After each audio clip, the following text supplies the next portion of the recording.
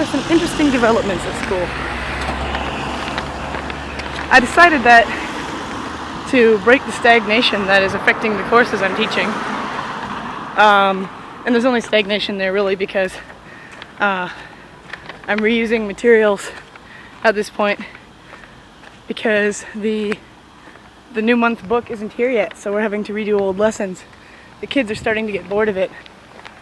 So to break that, I decided that I would make an art and craft project for them to do today.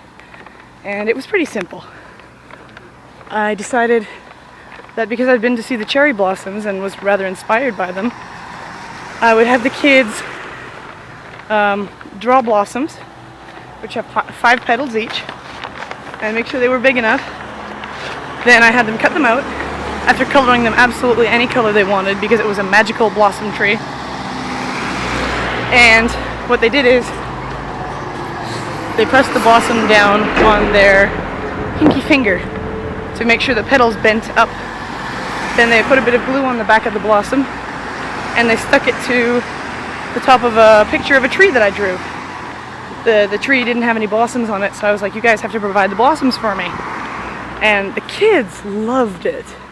They were all over that, and a few of the kids were like, could I make my blossoms orange?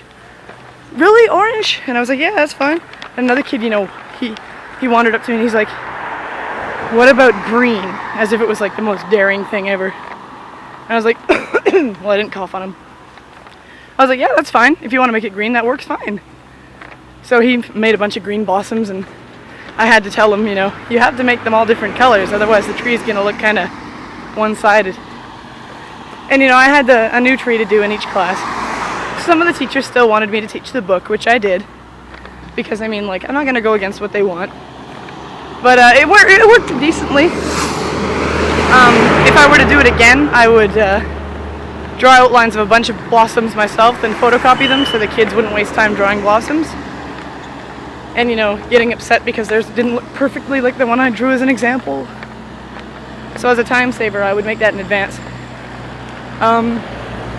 The thing I'm most happy about today, actually, is my after-school class.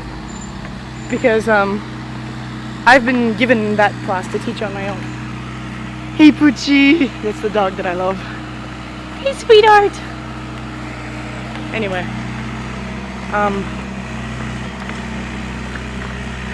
With my after-school class, we've been having troubles keeping them attentive and listening and really just, giving them a reason to want to even take. This is going to be loud.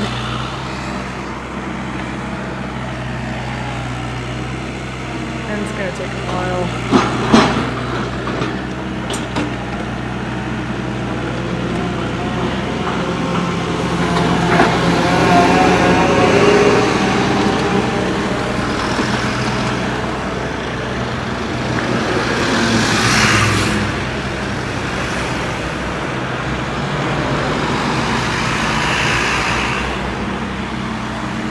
I'll get to tell you eventually.